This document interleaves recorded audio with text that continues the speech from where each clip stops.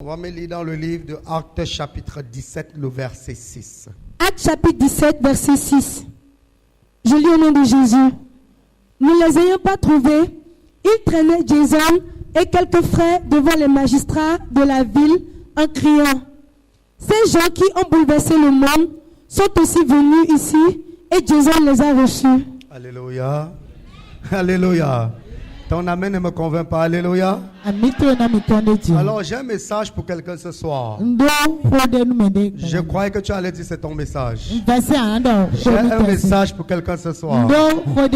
Alors bien aimé dans le Seigneur, sur la base du texte qu'on vient de lire tout à l'heure, je vais prêcher sur le message que j'intitule Tu as l'essentiel. Alléluia. Dis ça à quelqu'un. Dis ça à quelqu'un. Dis ça bien. Dis ça plus bien. Bien aimé dans le Seigneur, tu as l'essentiel. Alléluia. Et quand tu as l'essentiel, il n'y a aucune excuse pour ne pas accomplir le dessein de Dieu dans ta vie. Quand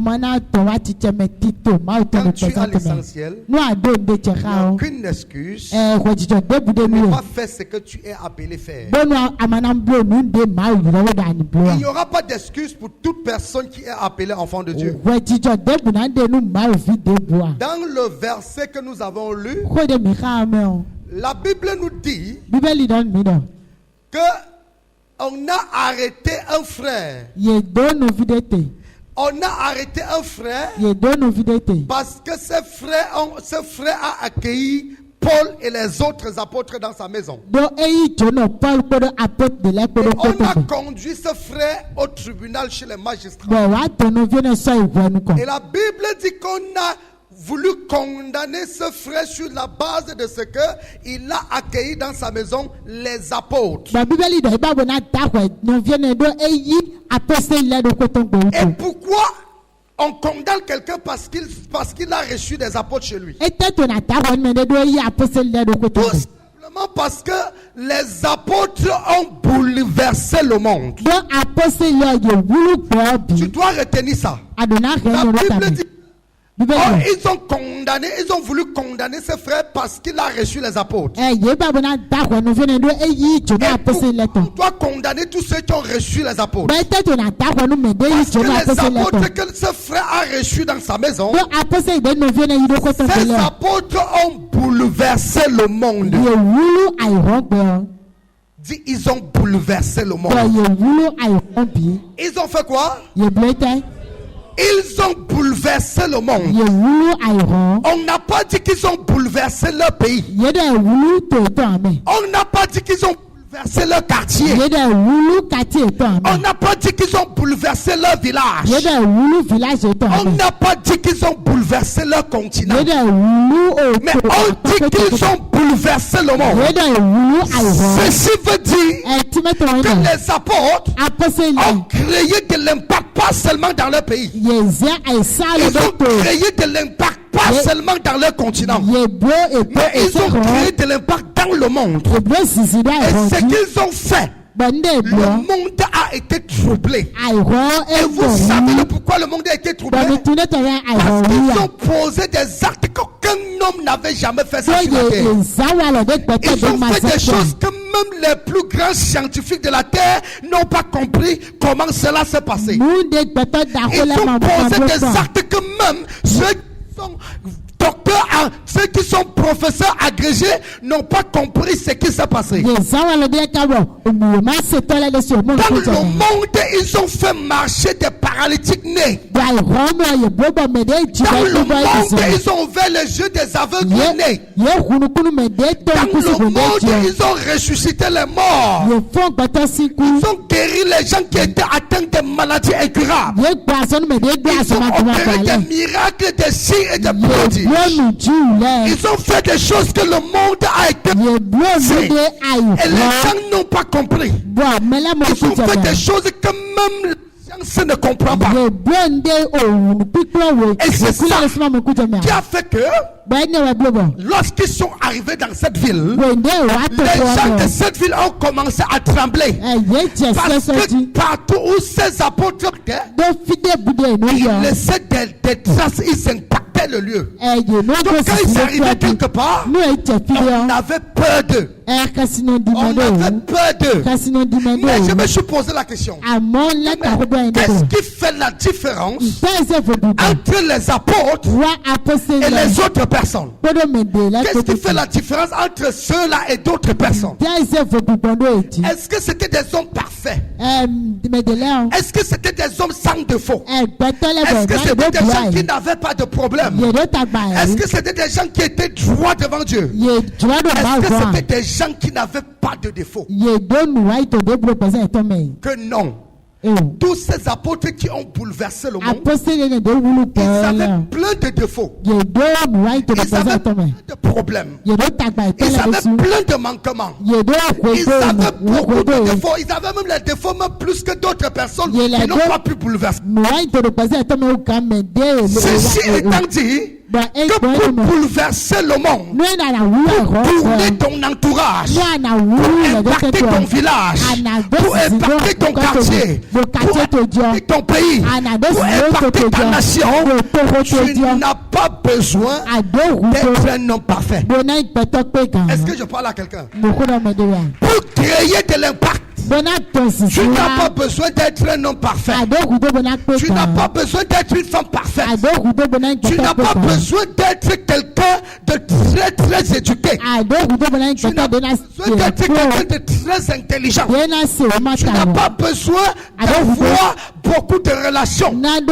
Tu n'as pas besoin d'avoir beaucoup d'argent. Il y a quelque chose qui te permettra d'impacter le monde. Il y a quelque chose qui te permettra de dominer là où tu es. Il y a quelque chose qui te permettra d'être devant tout le monde.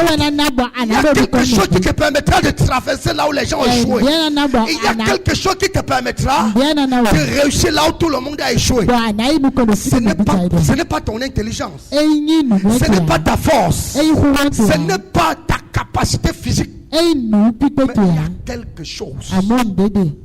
Est-ce que je parle à quelqu'un? Est-ce que je parle à quelqu'un? Ils ont bouleversé le monde. Qu'est-ce qu'un homme possède? Qu'est-ce qu'un homme peut avoir au point de bouleverser le monde, de bouleverser tout lieu où il passe? Qu'est-ce qu'un homme peut posséder au point de bouleverser partout où il va? Ils ont bouleversé le monde. Ils ont bouleversé le monde avec eux. C'était des hommes ordinaires. Mais ils avaient des choses qui faisaient d'eux des extraordinaires. Est-ce que je parle à quelqu'un? C'est d'ailleurs la raison pour laquelle tu regardes à tes manquements, tu regardes à tes faiblesses pour ne pas avancer. Tu es un paresseux. Tu regardes à tes défauts pour ne pas aller en avant. Tu es un idiot. Tu regardes à tes manquements. Si tu regardes à ton incapacité, si tu regardes à ce que tu n'as pas pour ne pas aller en avant, tu as échoué avant de commencer. Parce que les vrais vainqueurs ne sont pas ceux qui n'ont jamais échoué. Les vrais vainqueurs, c'est ceux qui sont tombés et ils sont relevés. C'est d'ailleurs la raison pour laquelle la Bible, le juste tombera cette fois et se relèvera. Est-ce que je parle à quelqu'un? Mon juste tombe cette fois et il se lève cette fois. Si tu attends la perfection avant de faire ce que tu veux faire, tu ne le feras jamais. Si tu attends avoir beaucoup d'argent avant de te marier, tu ne vas jamais te marier. Si tu attends à être bien dans ton foyer avant de faire un enfant, tu ne feras jamais d'enfant. Si tu attends atteindre une certaine dimension avant de faire ce que tu as appelé faire. Tu ne le feras jamais. Est-ce que je parle à quelqu'un? Est-ce que je parle à quelqu'un? Quand tu as un projet, peu importe ta condition, peu importe où tu te trouves, commence à faire ce que tu fais et Dieu t'accompagnera. Est-ce que je parle à quelqu'un? Commence à faire ce que tu fais et Dieu t'accompagnera. Nous avons vu des femmes qui étaient très belles et les hommes venaient. Elle refusait de se marier tout simplement parce qu'elle voulait un homme qui répond à son caractère, à ses caractéristiques. Elle voulait un homme qui répond à sa dimension. Elle voulait un homme qui est selon son standard. Mais elle n'avait pas compris que tu peux prendre quelqu'un qui n'est pas à ton niveau, tu l'amènes à ton niveau, tu l'amènes au-dessus de ton niveau. Est-ce que je parle à quelqu'un? Nous avons vu beaucoup de sœurs célibataires, 25 ans, 30 ans, 35 ans, 40 ans. À 50 ans, elle commence à pleurer tous les jours dans les oreilles du pasteur que je veux le mari, je veux le mari. Non, ce n'est pas le pasteur qui va te donner le mari, c'est toi qui dois prendre le mari qui te faut et tu feras ce que tu dois faire. Est-ce que je parle à quelqu'un? Est-ce que je parle à quelqu'un? Comme si tu atteins la perfection, si tu attends atteindre le haut sommet avant de faire ce que tu dois faire, tu ne le feras jamais. Si tu attends avoir 10 millions avant de commencer une construction, tu ne le construiras jamais. Tu vas mourir à l'occasion. Est-ce que je parle à quelqu'un? Est-ce que je parle à quelqu'un? Si tu attends avoir beaucoup d'argent avant de faire, de réaliser ce que tu veux réaliser, tu ne le feras jamais parce que le diable ne te permettra jamais de le faire. Est-ce que je parle à quelqu'un? Le diable ne te permettra jamais de faire ce que tu veux faire. C'est d'ailleurs la raison pour laquelle qu'on ne néglige pas les faibles commencements. On ne fait pas comment? On ne fait pas comment? C'est lui qui a un très grand projet. Un projet de 100 millions de francs. Si tu attends 100 millions pour réaliser ton projet, le diable va se rassurer que tu n'aies jamais 10 millions. Pour ne pas dire 100 millions. Donc si tu vas atteindre ton projet de 100 millions, commence avec les 50 000 que tu as et tu vas atteindre les 50 000. Est-ce que je parle à quelqu'un? Est-ce que je parle à quelqu'un ce soir? Donc je suis en train de te dire, qu'est-ce qui a fait que les apôtres ont bouleversé le monde? C'est qu'on n'avait rien de spécial. Je répète, ils avaient beaucoup de défauts. D'ailleurs, Pierre était un non converti. Est-ce que je parle à quelqu'un? Je dis bien, Pierre était non converti. Beaucoup de défauts. Pierre pouvait gagner Jésus aujourd'hui et pleurer pour Jésus demain. Il pouvait renoncer à Jésus aujourd'hui et aider Jésus demain. Ils avaient beaucoup de défauts. Paul avait beaucoup de défauts. Il avait beaucoup de problèmes. La Bible dit même quand Jésus est parti, après la chambre haute, quand les disciples sont allés conquérir le monde et impacter le monde, la Bible dit que quand ils sont descendus de la chambre haute, le même jour, Pierre a manifesté la puissance de Dieu et il a converti 5000 hommes en une seule journée. 5000 hommes. Mais les jours qui suivaient, Pierre a abandonné l'œuvre, il a pris sa petite belle femme, ils ont commencé à se balader, aller en hôtel, aller de lieu à lieu pour jouer la belle vie. Est-ce que je parle à quelqu'un? Et cependant, il était quelqu'un qui causait de l'impact partout où il passait. Qu'est-ce qui t'empêche de bouger ton quartier? Qu'est-ce qui t'empêche où tu es? Qu'est-ce qui t'empêche d'impacter là où tu vis? Qu'est-ce qui t'empêche de dominer là où tu résines? C'est parce que tu regardes à ton niveau. Tu regardes à tes défauts.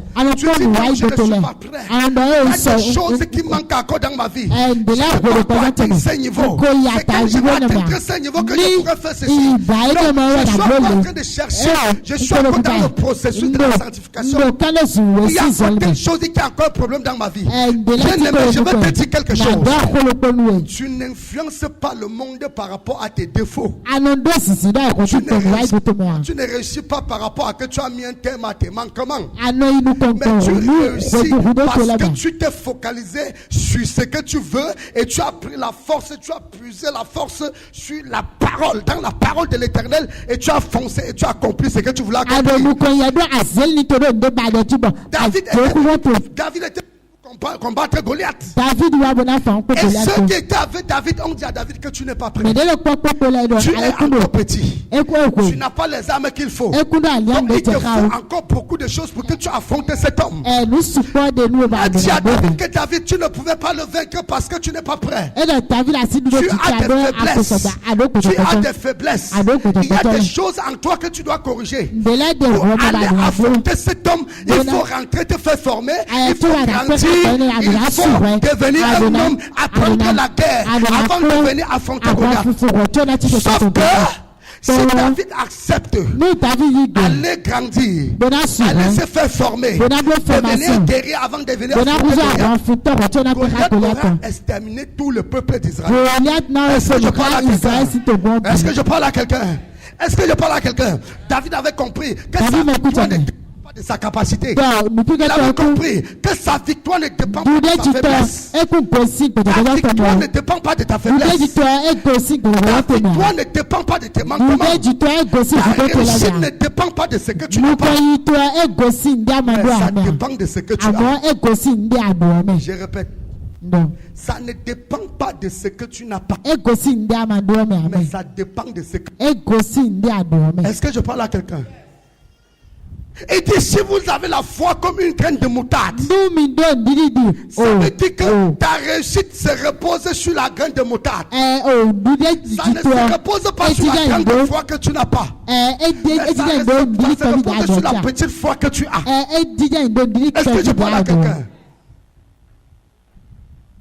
Tu as l'essentiel. Et je veux vous dire ce qui a fait que ces gens bouleversent le monde.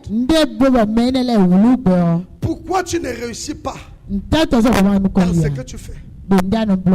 Pourquoi tu ne t'engages pas? Pourquoi tu ne t'engages pas dans les affaires? Pourquoi tu as peur de t'engager dans le mariage? Pourquoi tu as peur de faire un enfant?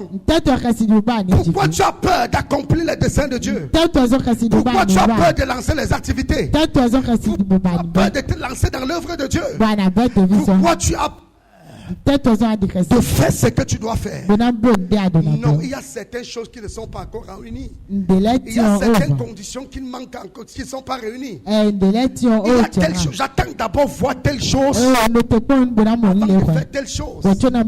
Pourquoi tu n'as pas encore fait ça? Non, je suis en train d'attendre quelque chose. Écoute-moi bien. Puisque le diable sait que tu attends quelque chose, il va se rassurer que ce que tu attends n'arrive jamais pour que ce que tu dois accomplir, tu ne l'accomplis jamais. Je dis bien, plus que le diable sait que tu attends quelque chose, il fera en sorte que la chose n'arrive jamais pour que ce que tu vas accomplir, tu ne l'accomplis jamais. Est-ce que je parle à quelqu'un? Frère, pourquoi tu n'es pas marié? Il faut d'abord que je travaille. Il faut d'abord que je construis. Voilà, il faut d'abord que je loue. Il faut d'abord que je fasse X ou Y. Et quand tu dis ça, le diable dit d'accord. Et il passe s'asseoir sur ça. Il te dit, je verrai comment tu vas faire pour travailler. Il se rassure de bloquer le travail. Tu ne pars, tu montes, tu sors, tu fais tout. Tu ne trouves jamais le travail. Et quand tu finis même par trouver un travail, 2 jours après on te licencie. Et le diable se rassure de te maintenir dans cette condition jusqu'à l'âge de 45 ans. Et les cheveux blancs commencent à sortir sur ta tête. Tu te rends toujours compte que tu n'es pas marié. Et on te demande, mes frères, pourquoi tu n'es pas marié? Tu dis, non, je n'ai pas encore une situation stable. Le diable va te maintenir jusqu'à l'âge de 65 ans. On va te dire, pourquoi tu n'es pas marié? Non, je n'ai pas encore une situation stable. Il va continuer de te maintenir. Et à 79 ans, il va te lâcher, tu vas trouver un petit boulot, quand tu fais 45 000 au mois. Et tu vas dire, le temps est passé, là, je peux me marier. Et tu vas courir pour te marier. Tu auras 80 ans. Et à l'âge de 80 ans, quelle femme va t'accepter? Parce qu'une femme t'accepte à 80 ans, tu ne seras pas efficace. Tu ne pourras rien faire. Est-ce que je parle à quelqu'un? Parce que les femmes aiment les hommes qui sont puissants. Est-ce que je parle à quelqu'un? Est-ce que je parle à quelqu'un? Est-ce que je parle à quelqu'un? Donc si tu attends, si tu attends avoir comblé tes manquements pour faire ce que tu dois faire, je peux te garantir que tu vas mourir célibataire. Si tu veux entreprendre, tu dis non, je vais entreprendre. Il me faut d'abord avoir au moins 100 000 pour démarrer. Avant d'avoir ce projet, tu trouvais 100 000. Est-ce que je parle à quelqu'un? Je dis tu ne vas plus trouver les 100 000. Si d'initier le projet, avant c'est au projet, tu trouves 100 000 facilement. L'ennemi va se rassurer que tu ne trouves plus les 100 000. Tu vas faire n'importe quoi. Quand ça va arriver, 85 000 vont sortir. Tu vas te battre. Jusqu'à tu auras déjà 95 000. Tu vas dire il manque 5 000 pour démarrer. La nuit même, un enfant va sortir une carte, les 5 000 seront les 4 000 seront insuffisants pour régler le problème. C'est un cycle de non-accomplissement, de recommencement. Je parle à quelqu'un.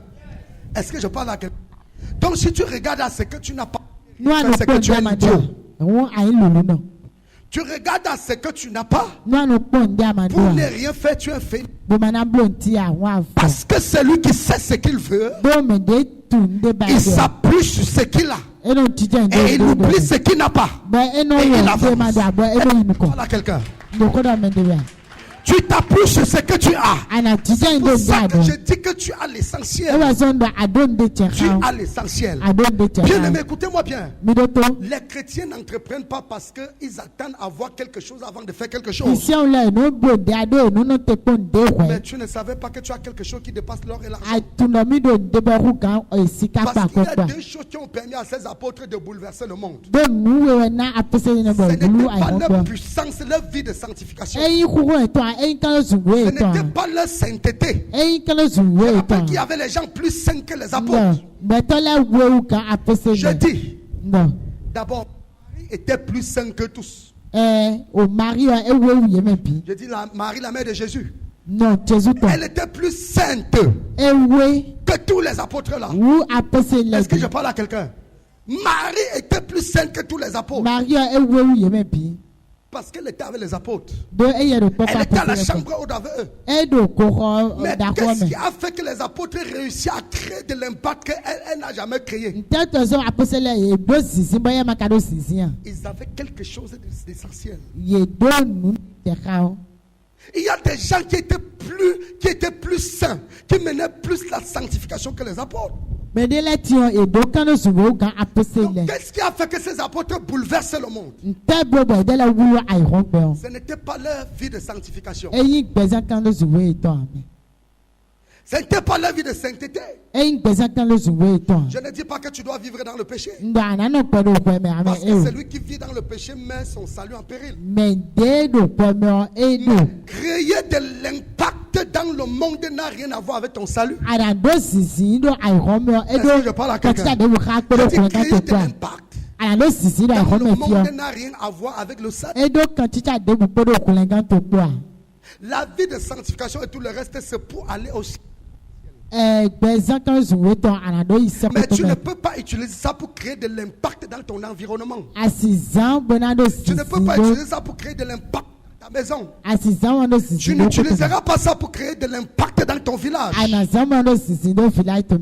Tu as besoin de deux éléments seulement. Et c'est ça l'essentiel. Le premier élément que tu as besoin d'avoir, c'est ta foi. Tout ce que tu fais sur la base de ta foi marche toujours. Je répète, tout ce que tu fais sur la base de ta foi marche toujours. Dieu ne ment pas. Dis à ton voisin, Dieu ne ment pas.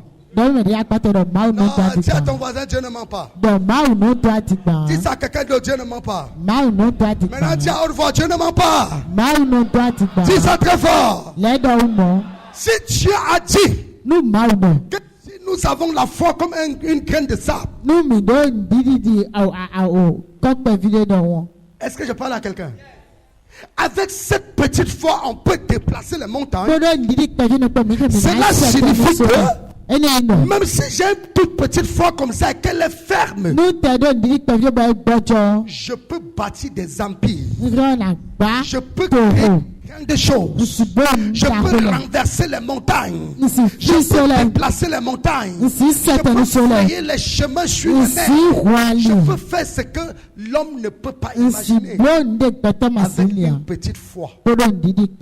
Tu n'as pas besoin d'atteindre la perfection pour créer de l'impact dans ton entourage. Mais tu as besoin d'avoir une foi inébranlable. Tu as besoin d'avoir une foi solide. Même si elle est petite, qu'elle soit solide. Tu peux avoir une grande foi mais fragile. Tu peux avoir une grande foi mais fragile. Ta foi est petite comme ça. Il faut que cette foi soit solide. Il faut que cette foi soit inébranlable. Il faut que cette foi soit une foi. Aucun homme ne peut détruire cette foi-là. Est-ce que je parle à quelqu'un? Est-ce que je parle à quelqu'un? Est-ce que je parle à quelqu'un? Yes. Oh my God. Et dit, si vous avez la foi comme une graine de sénévé, une graine de moutarde, vous pourriez demander à cette montagne, ôte-toi de là. Et elle se déplacera. N'avez-vous pas appris que la foi déplace les montagnes? Est-ce que je parle à quelqu'un? La dimension de foi que tu as te permet d'accéder à des dimensions de gloire que personne n'a imaginées.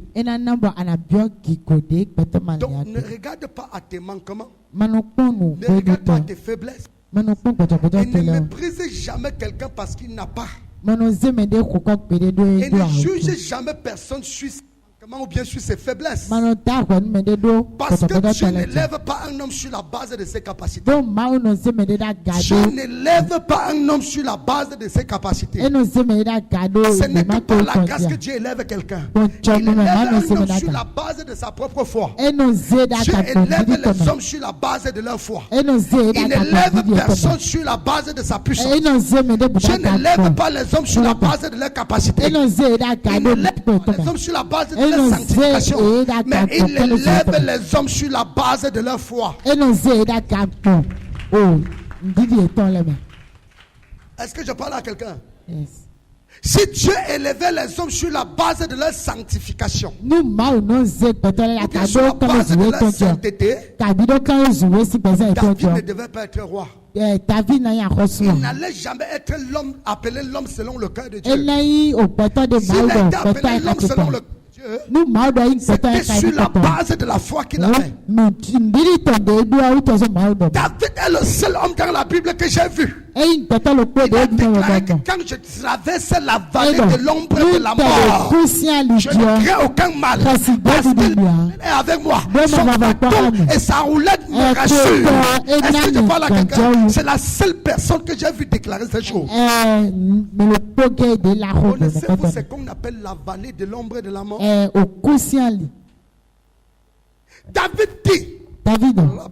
dit, il dit que je sais que mon sauveur, mon Seigneur ne me laissera pas dans le séjour des morts.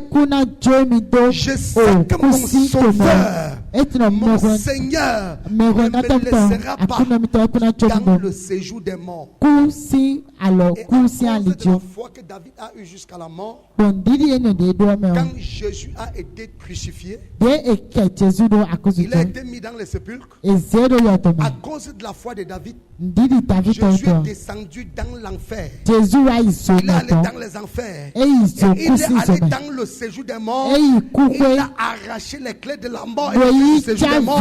Il a ouvert la prison qui tenait les saints captifs et il les a libérés et les saints sont sortis. Et pendant 42 jours, on les a vus. Pendant 42 jours, on a vu David se balader dans la ville avec Jésus. On a vu Abraham.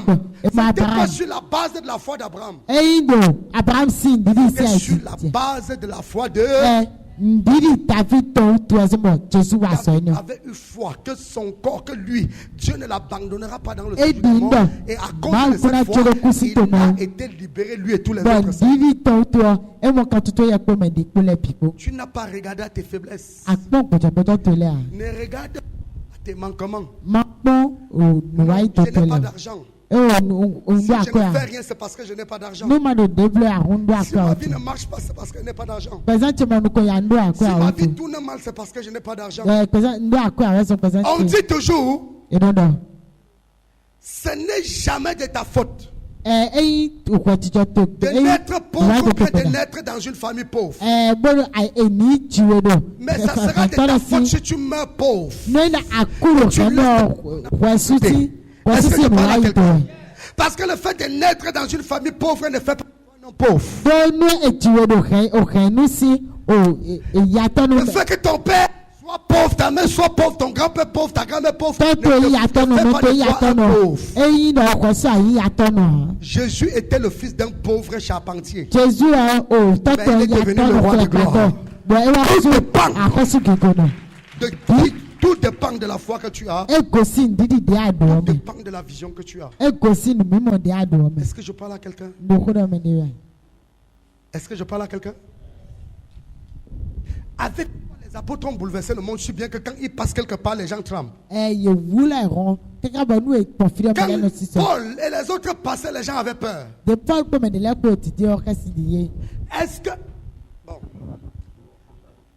Vous savez au moins que vous savez au moins que quand Jésus il envoie les disciples deux par deux. Vrai ou faux? Dans le livre de Marc chapitre 6 à partir du verset 13, il envoie les disciples deux par deux. Il leur donne le mandat d'aller délivrer, de libérer les captifs. Dans le livre de Luc chapitre 10 à partir du verset 15, il les envoie d'aller libérer les captifs, guérir les malades et délivrer les démons.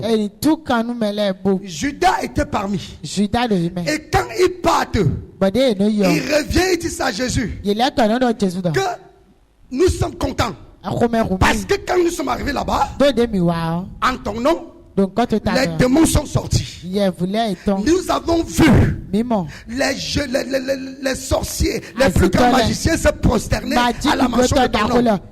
On a vu les malades guéris. Nous avons vu toutes sortes de miracles s'opérer. Et Jésus lui a dit, oui, effectivement, je voyais Satan tomber comme une éclair. Même Judas disait ça, parce que Judas était là.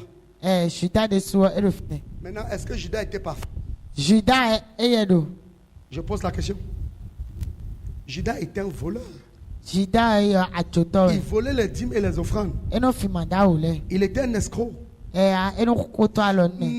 il ne sait pas ses manquements et sa faiblesse ou alors son péché ne l'a pas empêché de manifester la puissance de Dieu. Je ne suis pas en train de dire à quelqu'un d'aller vivre dans le péché. Parce que tu peux manifester la puissance de Dieu, créer de l'impact et quand tu meurs, tu pars en enfer. Est-ce que je parle à quelqu'un? Quelqu'un peut créer de l'impact et dominer son entourage et quand il meurt, c'est le feu éternel. Je dis seulement que la question d'impacter son entourage ou bien d'impacter le monde ne dépend pas de ta vie de sanctification. Donc, ta faiblesse ne te ralentit pas dans ton élan. Que ton manquement ne t'empêche pas d'accomplir ce que tu dois accomplir. On dit qu'ils ont bouleversé le monde. Est-ce que vous croyez que les Pierre, Jean, Paul, Jacques, tout ça, ils étaient plus saints que nous? À cette époque-là, ils étaient plus saints. Non, ils faisaient aussi des choses terribles. Mais qu'est-ce qui faisait que ces gens manifestaient la puissance de Dieu? C'est que ces gens impactent et influencent leur entourage. C'était sur la base de leur foi, premièrement. Parce que les gars croyaient en tout ce que Jésus leur disait. Et ils croyaient ce que Jésus dit, ça va se passer. Et ils s'appuyaient sur ça aller, pour avancer et s'appuyer sur ça, pour opérer, pour faire de grandes choses. Ça, c'est le premier élément. Le deuxième élément, c'était la puissance de Dieu qui était avec eux. Cette puissance, elle est rassurée. La Bible dit que les gars étaient tellement puissants que quand on prenait un mouchoir, on posait sur eux, on partait déposer sur les malades étaient guéris. Les gars étaient tellement puissants que quand on mettait un mouchoir sur leurs vêtements, on partait déposer sur un paralytique. Le paralytique marchait. Les gars étaient tellement puissants que quand on déposait un mouchoir sur leur habit, partait déposé sur les yeux d'un aveugle. Et l'aveugle voyait. Les gars étaient tellement puissants que partout ils passaient, il y avait des manifestations des signes. Pourquoi? C'est de deux choses. Un, la foi et la puissance de Dieu qui les accompagne. Écoute-moi bien. Pour que la puissance de Dieu t'accompagne, il faut croire en ce qu'il a dit. Il faut avoir foi en ce qu'il a déclaré. Il a déclaré que je marcherai sur les serpents, sur les scorpions et sur toute la puissance de l'ennemi, et rien ne pourra nous nuire. Il a dit que je marcherai sur le pouvoir de l'ennemi, sur les serpents, les scorpions et sur toute la puissance de l'ennemi, et rien ne pourra me nuire. Sur cette base, je prends ma foi, je mets sur cette parole, je me scelle ça sur ma vie et je m'appuie sur cette parole et je manifeste sa puissance. Est-ce que je parle à quelqu'un? Est-ce que je parle à quelqu'un? Est-ce que je parle à quelqu'un? On dirait que tu dors. Je parle à quelqu'un. Alléluia. Alléluia. Qu'est-ce qui n'a pas marché? Pourquoi tu attends? Pourquoi tu n'inities pas? Pourquoi tu ne fais pas certaines choses? Pourquoi tu n'as pas encore atteint telle dimension? C'est parce que je n'ai pas encore telle chose. Je suis en train d'attendre d'abord. Une sœur était venue me voir. Elle s'était mariée depuis, j'ai dit, pourquoi tu n'as pas encore? Je vois, vous n'avez pas encore fait d'enfant. Elle dit, mon mari et moi, c'est convenu qu'on attend d'abord. On est encore en train de se chercher. On veut d'abord voir certaines choses. Elle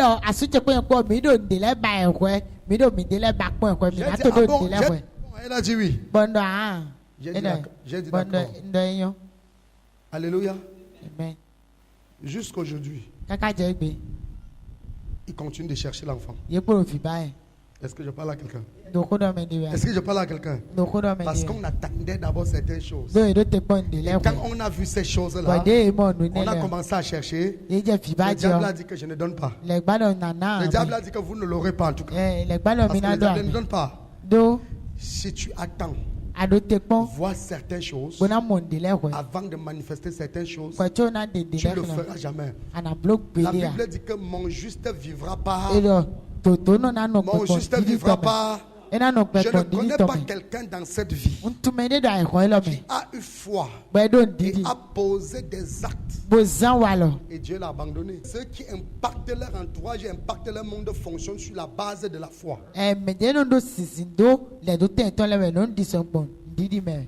Alléluia. Ils font comment?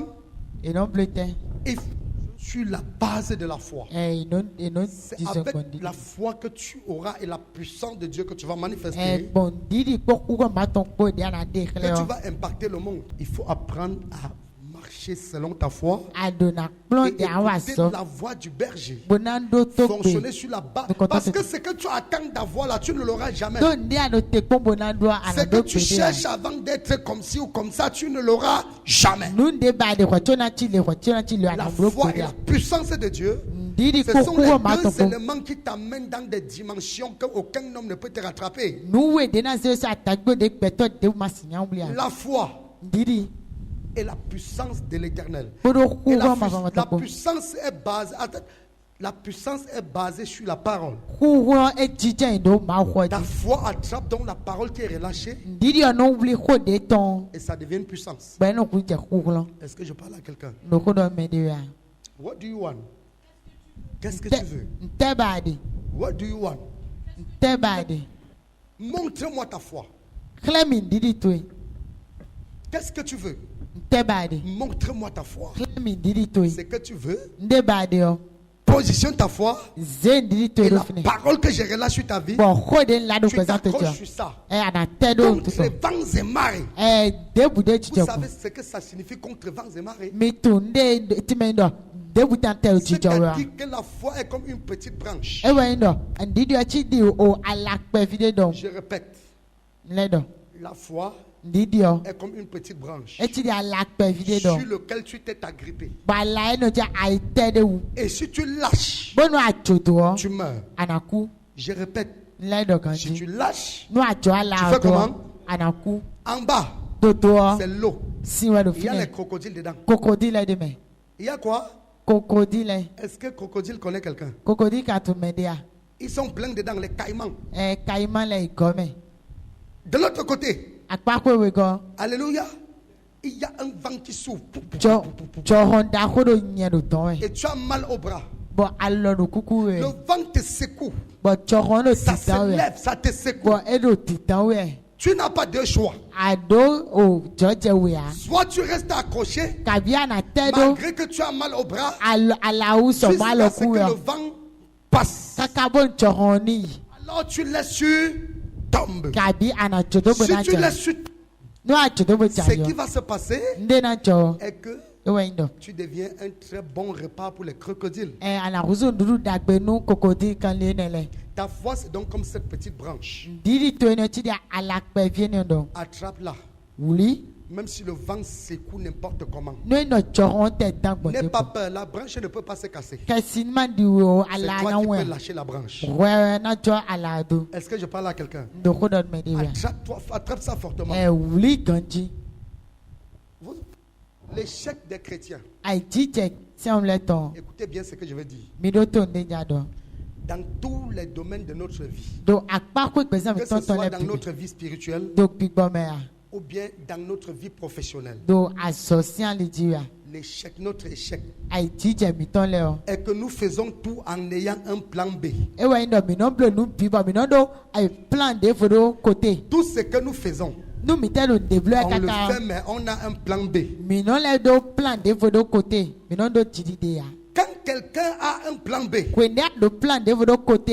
il ne fournit pas trop d'efforts. En fait, il ne résiste pas jusqu'à la mort. Quand quelqu'un a un plan B, dès que ça devient très compliqué, ça devient très difficile, il lâche le plan A, il s'accroche au plan B.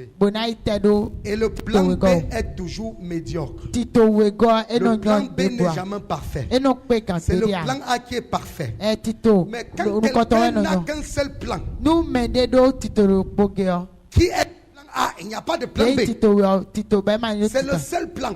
Même si le vent là est fort n'importe comment, il va rester accroché même s'il a mal.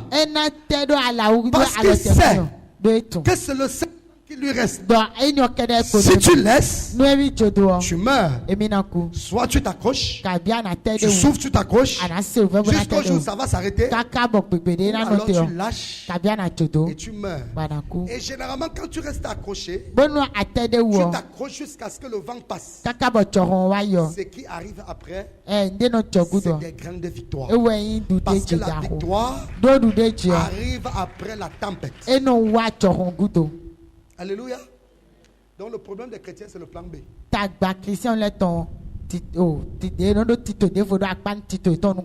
Écoutez-moi bien. Une personne qui a pour seul boulot la vente des ananas. Et il sait que ce n'est qu'avec l'argent des ananas qui paye son loyer, il envoie ses enfants à l'école, on mange chez lui. Et quelqu'un d'autre qui, avant de venir dans les ananas, il fait d'abord quand même un petit commerce, il vend quand même le sel et le cube. Il va faire les ananas. Il ne le fera pas de tout son cœur comme celui qui ne compte que sur ça et sur ça. il va faire les ananas. Et à un moment donné, quand ça sera difficile, il va d'abord laisser aller s'en occuper des cubes et des tomates. En attendant de revenir voir si ça a repris. Comptez que sur les ananas, va rester sur les ananas dans les bons et les mauvais moments. Et quand ça va devenir dur, il va développer les stratégies pour devenir, en fait, pour s'en sortir. La première puissance, parce qu'à un moment donné, ils se sont retrouvés embrigadés sans option. À un moment donné, la Chine n'avait plus d'option parce que c'était le pays le plus pauvre du monde. À un moment donné, ils se sont retrouvés, ils n'avaient pas de choix que de se développer. Et à cause de ce que soit ils vivent ou soit alors ça passe ou bien ça casse. Ils ont cultivé, développé des stratégies, des techniques qui ont fait qu'aujourd'hui sont les premiers du monde. Le plan B tue. La majorité d'hommes de Dieu qui ne sont pas efficaces dans le ministère, ce sont les hommes de Dieu qui sont dans le ministère et ont d'autres choses parallèles. C'est parce que ces hommes de Dieu sont dans le travail de Dieu. Ils sont là, ils travaillent. Mais quand c'est difficile, ils ont leurs pieds dans leurs affaires. Ils savent que si l'œuvre échoue, quand même, j'ai quelque chose ici qui peut nourrir ma famille. Par contre, c'est lui qui a décidé de se sacrifier, de se donner en plein temps. Il est obligé d'être fidèle à Dieu. Il est obligé d'être obéissant.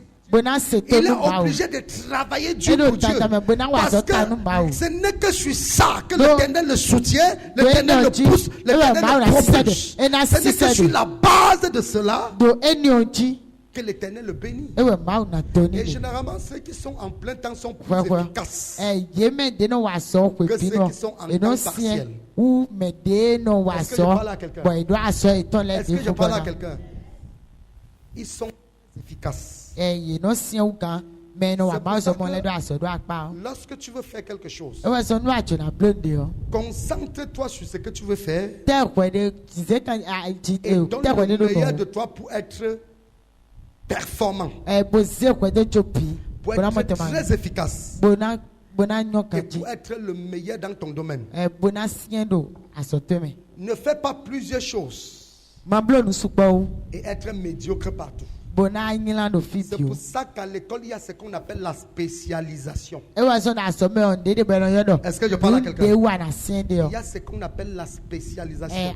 Tous ceux qui s'en vont faire médecine. Quand vous finissez de faire la médecine générale, il y a ce qu'on appelle la spécialité. Chacun choisit sa spécialité. Mais si après la médecine générale, quelqu'un...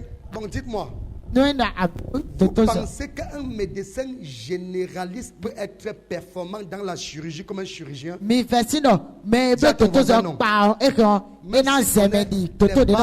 connaît les bases de la chirurgie,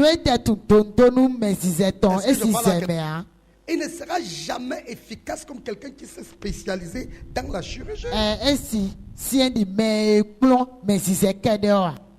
Et c'est aussi le problème de beaucoup de pasteurs. Beaucoup de pasteurs ne sont pas performants dans leur ministère parce que, au lieu de se spécialiser dans leur appel et dans l'onction qu'ils portent, ils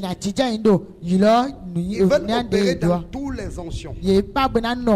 Ce sont eux qui veulent prophétiser. Ce sont eux qui veulent enseigner. Ce sont eux qui veulent être des grands évangélistes. Ce sont eux qui veulent aller implanter les églises un peu partout. Ce sont eux qui veulent accomplir dans les 5 ministères. Et ça fait qu'ils deviennent médiocres dans tout. Si Dieu t'a appelé comme apôtre, sois efficace. Et c'est pour ça que je suis sûr, je vais tellement donner le meilleur de moi que quand on va dire les apôtres de ta génération, je serai le meilleur. Est-ce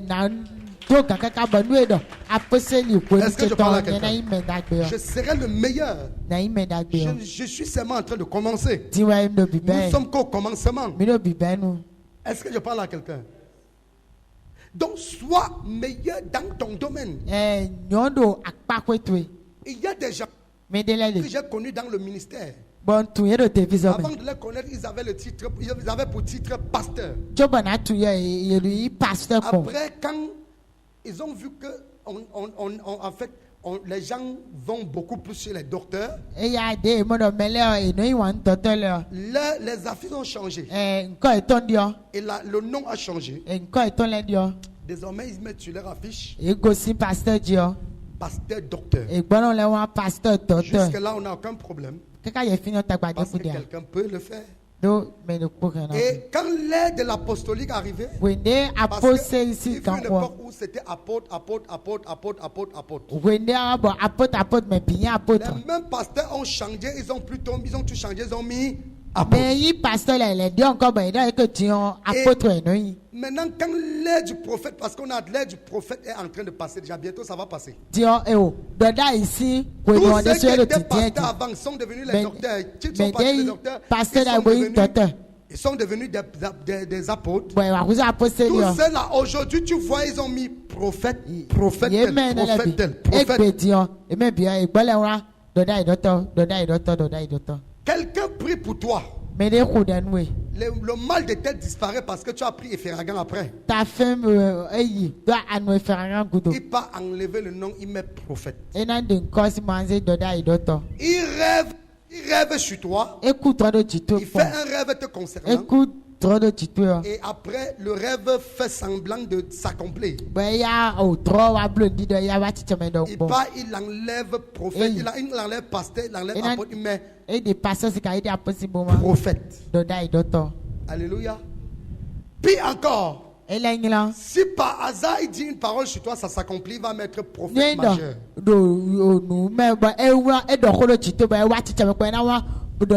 va mettre quoi? Et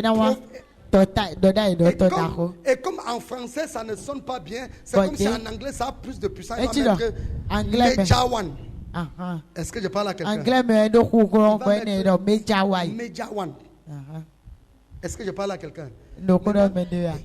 Il y a une autre phase qui est arrivée. Ce n'est plus pasteur. Ce n'est plus docteur. Ce n'est plus apôtre. Mais là, ils sont en train de virer. Bishop, c'est petit. Maintenant, c'est archibishop. Est-ce que je parle à quelqu'un? Maintenant, partout, tu vois archibishop. Archibishop, jusqu'à ce que quelqu'un n'est pas archibishop. Vous savez ce qu'archibishop veut dire? Ça veut dire archevêque. Est-ce que je parle à quelqu'un? C'est archevêque. Donc, bishop, c'est évêque.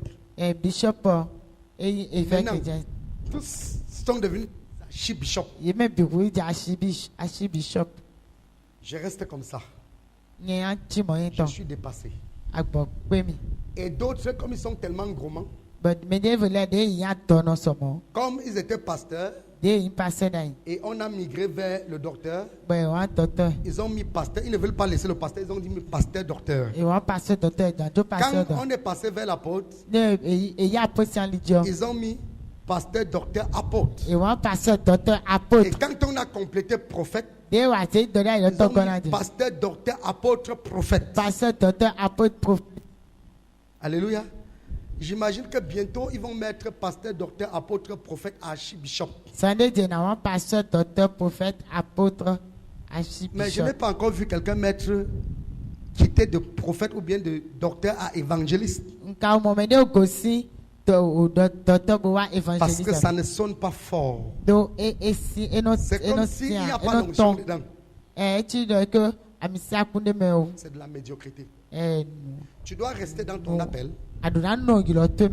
Même si tu es diacre et que tu restes dedans, tu portes ce manteau et tu crois, tu as foi en ça et tu t'accroches à la parole. La puissance que tu vas manifester en étant diacre, même archibishop ne fera jamais ça. Sois très efficace dans ton domaine. Et ne sois pas partagé. Si tu veux être homme de Dieu, sois-le en plein temps. Si tu veux être homme d'affaires, laisse ceux qui peuvent être hommes de Dieu en plein temps être homme de Dieu et sois homme d'affaires. Alléluia. Est-ce que je parle à quelqu'un?